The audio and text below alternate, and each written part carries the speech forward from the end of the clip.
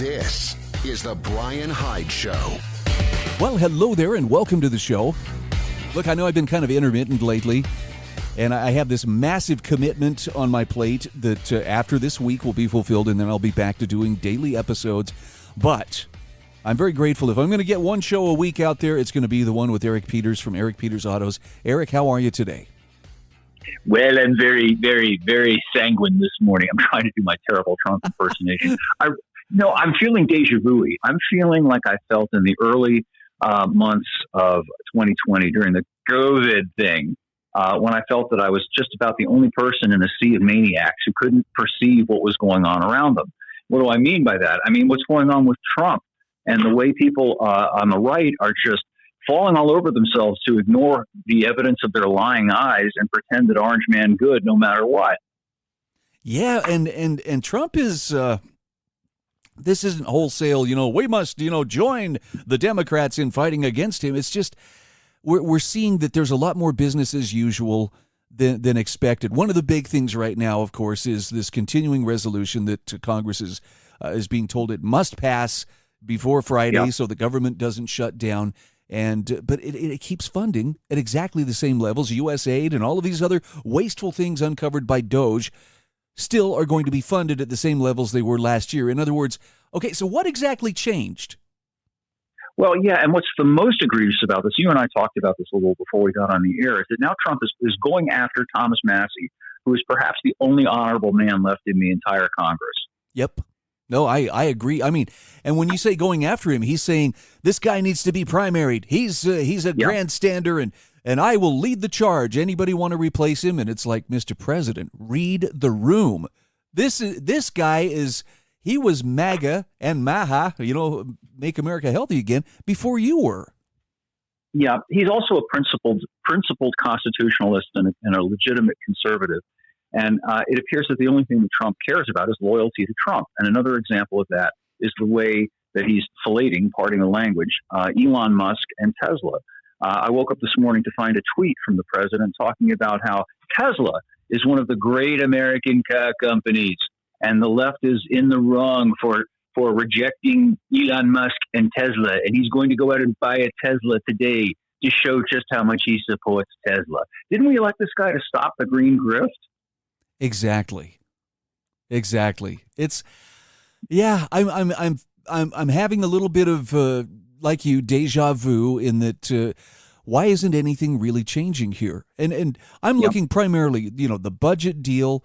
It's like, and I think Massie was the one who pointed this out.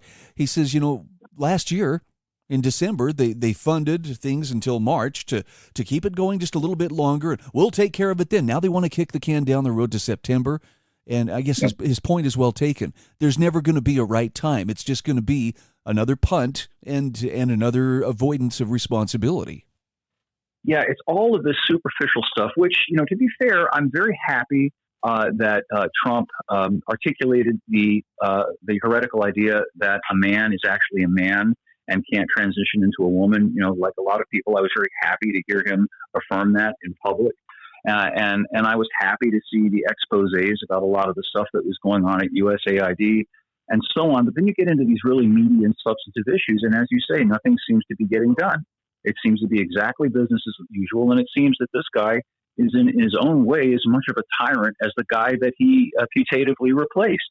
I don't see how we're going to get back to any kind of a limited government by expanding government. And with regard to Musk, for crying out loud, this is the guy who made most of his billions off of government grift. And now somehow this is the guy who is going to get government under control. Can somebody out there please explain this to me? Yeah, I don't think your skepticism is misplaced. And there's the matter of the Epstein list, too. And I think we touched on this before a couple of weeks ago, but to dangle that out there, well, we're going to be releasing the Epstein list and we're going to show you, and that has quietly been walked back. And I believe last week, Attorney General Pam Bondi essentially said, well, we're going to have to redact most of it in the name of national security, which is a polite way of saying you're never going to get to see it. Yeah, kind of like the Kennedy stuff, it's exactly the same thing. There's always some reason why we can't find out exactly what was going on. And it's just very deflating and very depressing. And, I think it's very important. I want to make it clear. I'm not just going after Trump because Orange Man bad. I'm going after the bad things that Trump has done. And I think it's very important that we do that and not fall into the trap that the left fell into during COVID, where whatever Biden said and whatever the regime said was great because the left was saying it. We can't do that, or we're just as bad as they are. Yep. Cultish thinking is very unbecoming, and it doesn't matter if it's right cultish thinking or left cultish thinking. It's a very real danger, and this is I guess what I admire so much about Thomas Massie. He's willing to be the lone voice of dissent. I think it was in 2020 when President Trump, brought up this $2 trillion coronavirus relief package, but $2 trillion in massive spending to put us even further into debt. And Massie was the one guy on the GOP side who says, no, I'm not going to vote for it. And Trump went after him then. Well, he's a grandstander. He's a grifter. We need to get rid of this guy. Yeah, and by the way, speaking of that, have you heard, I don't know whether this is going to go anywhere, but there have been proposals floated within the Trump administration to do essentially the same thing again, but on a much, much grander scale. They're talking about sending out $5,000 stimmy checks to everybody. And you can imagine what that's going to do to whatever's left of the economy if that happens. Yeah, I could use $5,000, but I don't want to do it at the expense of my great-great-grandchildren still carrying that debt. Right, exactly. The government can't create wealth. All it can do is redistribute wealth, and it can create fake money. That's the only thing the government can do. So it's going to send out all this money. And for the most part, what people will do then is spend it, just like they did last time. And that's just going to fuel a speculative bubble again. And then what happens when people stop getting their stimmy checks and everything crashes? It's just like a bodybuilder who jacks himself up with steroids. He stays big as long as he continues to jack himself up with steroids. And as soon as he no longer has the steroids, what happens to the guy? He ends up being a man-boobed blob, right? And that's exactly what's going to happen to the American economy. Hey, speaking of the blob, I saw an article this morning by Michael Herman that touched on a subject that's kind of come to light in the last couple of days, and that is the auto pen by which Joe Biden's signature was affixed to so many executive orders and bills and so forth. And here's the conclusion Michael Herman's come to. He says, folks, they faked an entire presidency. Mm-hmm. Yeah, it's actually very interesting, particularly since there is a legal aspect to it, at least arguably, in that if Biden, the chief executive, didn't actually sign the executive orders and the laws and so on, then there is a question about the legitimacy of those things. And as I understand it, they have got an example of his actual signature, meaning the one in which he essentially abdicated, when he retreated to his home in Delaware. And then we didn't hear from him for a few days. And then a document was issued under his signature, his actual signature, saying that he was going to withdraw from the race. And they've been comparing that one to the auto pen one. And it's pretty evident that the one that he abdicated with was the legit one and the other ones aren't. And so, maybe these devolutionist people are onto something, that the whole entire Biden presidency was fundamentally illegitimate. And implicit in that, among other things, are that the pardons that he issued are also void and illegitimate. One can only hope, because there really needs to be some accountability for some of those people. Fauci among them, probably first and foremost. Yeah. There was also another aspect to this story, and that is that the Biden administration built a fake set across the street from the actual White House. And basically, that's where they would film Biden's speeches. So that's why if you look through the window in October, oh, look, the White House Rose Garden is in full bloom. Really? Huh.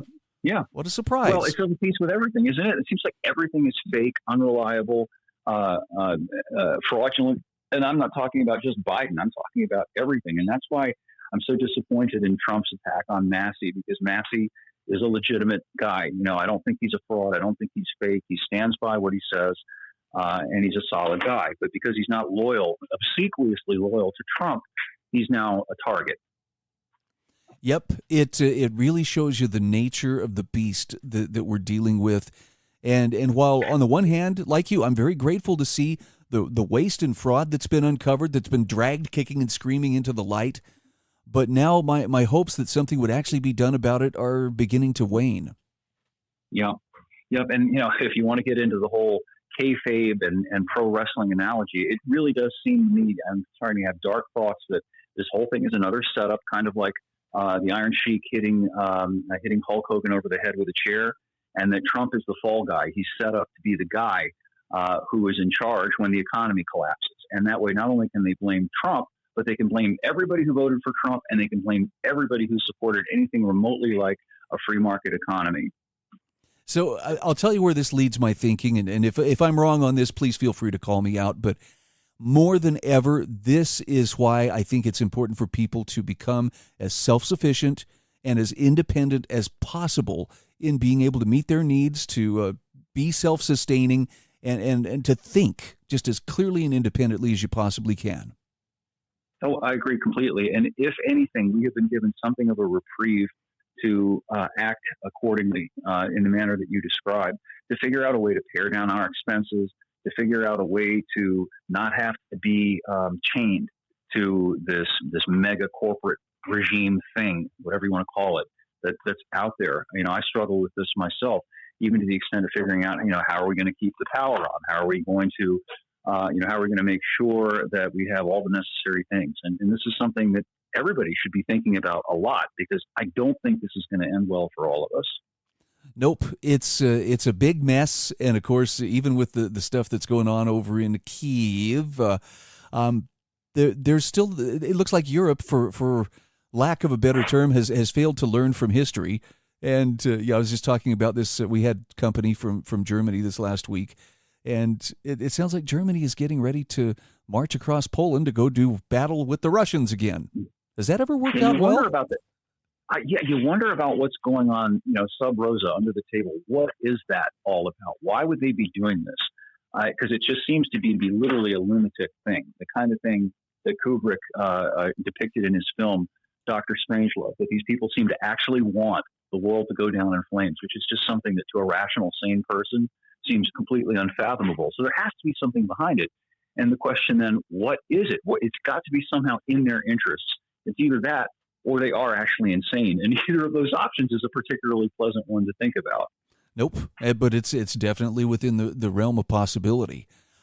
Eric, let me take you back 5 years ago. I know this is the time of the painful memories, but 5 years ago is when we hit that huge shift and everything got turned on its head. The lockdowns ensued and so forth. And I know you were one of the early dissenters. I'd just kind of like to get your feel now. How vindicated are you feeling as the truth has slowly come out over the last 5 years? Do you feel that there's been a fair amount of vindication, of what you were warning against? Well, I feel good on a personal level in that what I suspected has turned out to be true, and that my instincts were sound and correct on that.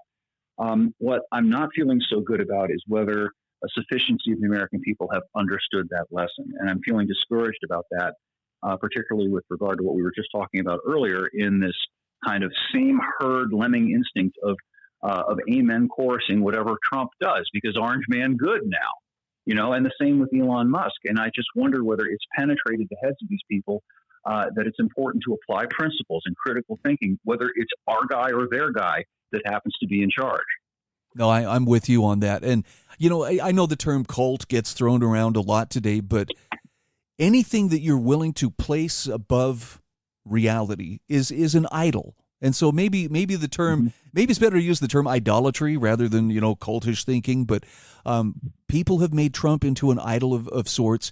And like you, I worry that blinds them to the reality that, yes, he's doing some things different, but we cannot abandon these foundational principles and still expect to come out okay on the other side. Yeah, and it's not just Trump; it's also Musk. I think it's very interesting that if you go back 4 or 5 years ago, people on our side, the right side, just speaking generally, despised Musk and regarded him as the arch grifter of the green grift, which was valid and true. And now all of a sudden, the left hates Musk and the right loves Musk. And what has changed meaningfully, as far as I can tell, nothing. Musk has not repudiated the green grift. In fact, and this is really important for people listening, he has not in any way stepped back from his favoring of carbon taxes, which is sort of another variation of the carbon credits that he used to extort the billions that financed Tesla. So people should be concerned about that, because this guy still thinks that the climate is changing, or at least he's going to use that as an excuse potentially to tax you for your carbon usage, which goes way beyond just your car. This is much, much more profound than that. It goes to the heart of things like what you eat, what you're allowed to set your thermostat in your house to, all things like that. And it's really important to not forget that. And yet so many people seem to have forgotten it, just like they seem to have forgotten that it was Trump who warp speeded the beautiful vaccines into people's arms too. Yep. I mean, hey, forgive us, folks, for bringing up the, these inconvenient facts. But really, at the end of the day, what matters is, are you thinking for yourself? Are you capable of taking care of as many as your needs as possible? And if the answer is, well, no, I'm working on it, well, keep after it, because I have a feeling it's going to become extremely important in the very near future. Yep, I think so too. And by the way, this is sort of related. I don't know whether you caught the news about the record high number of people who are now behind on their car loans, 60 days or more behind.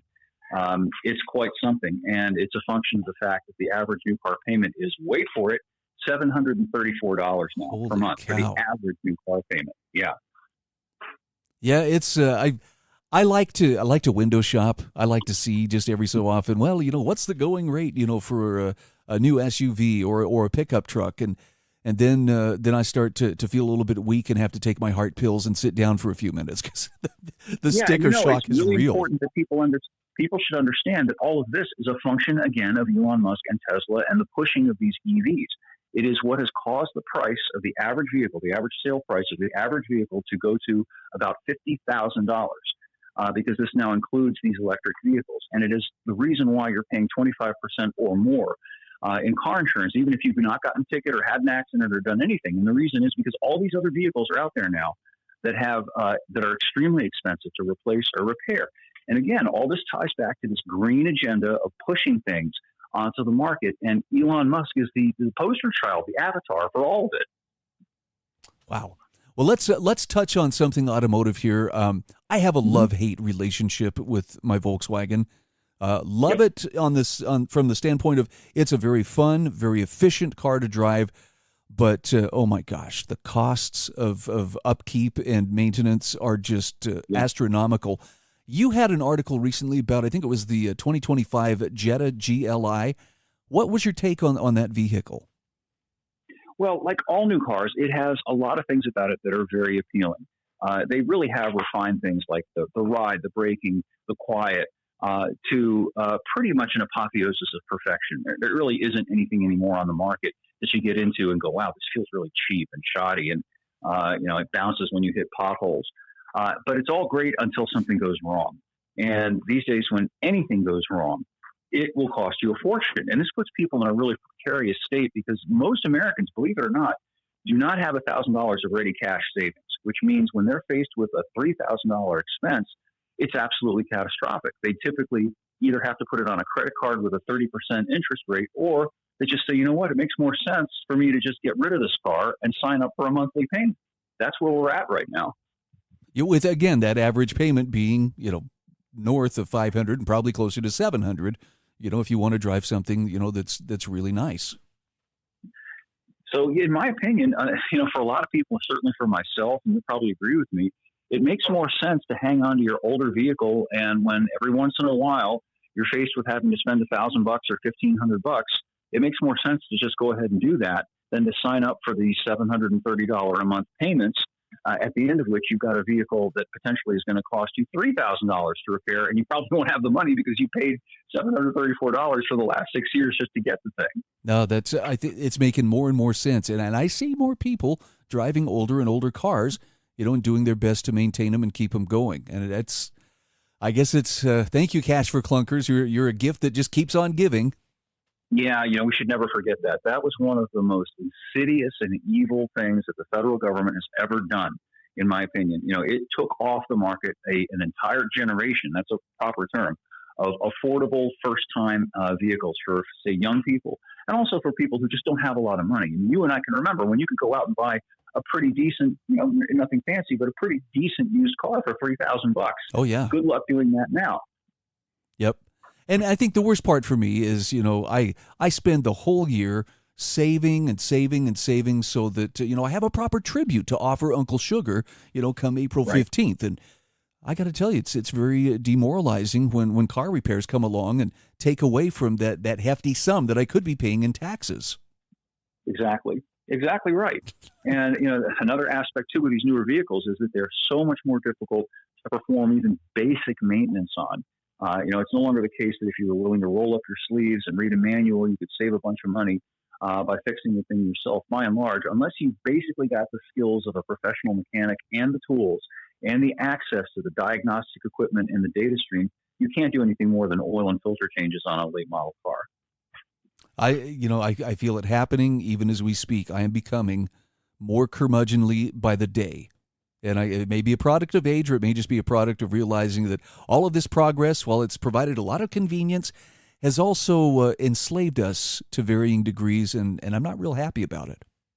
No, it's a jip, and it's being sold in the way that you entertain a seagull by throwing a piece of tinfoil on the beach so the seagull can peck at it.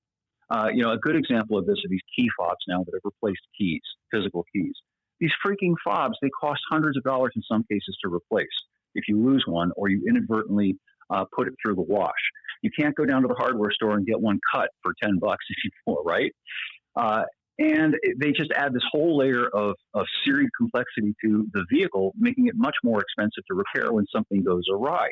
And for what? What's the benefit? Is it really that hard? Do you think it's a major inconvenience to take an ignition key and put it in a lock and turn it to start the engine as opposed to pushing a start button? I don't see it myself. Right. And even the security argument falls a little bit short when suddenly it's like, wait a minute, my car won't start. Oh, well, you don't happen to have a spare battery for your fob? Oh, dude, it's worse than that. I wrote a story about this the other day. They dropped off a brand new Nissan Murano for me to test drive. And inadvertently, and I didn't realize this until a little bit later, the driver had left the wrong fob with the vehicle and had left the engine running because of the auto start system that kicked the engine back on. So I jumped in the thing and drove it 30 miles into town, parked it, got out, did my thing, came back to start the car, and it wouldn't start because I didn't have the correct key fob anymore. But I was able to drive it without the fob. Oh, now that's... And by the way, as far as another aspect of security, somebody in the past, if you wanted to steal somebody's car, you pretty much had to steal their keys or bust open the ignition lock, right? Now, all they need is somebody who's sufficiently sophisticated to intercept the signal that your fob transmits to the car. It's just as easy as any other hack for people who know how to do these things. And they can unlock your car and drive away in it. So the security argument is total bogus, sold to people who are too dumb to understand that they're being sold a bill of goods. I love it. I love the clarification, I should say. Eric, as always, great to visit with you. And here's to our conversation next week when I'm sure more interesting stuff will have come to pass. Indeed. All right. Thank you, Brian. I appreciate your having me. All right. I'll include a link to Eric's website in the show notes. That's ericpetersautos.com. You can find my show notes at thebryanhydeshow.com. You're looking for show notes for March 11th, 2025. This is The Bryan Hyde Show.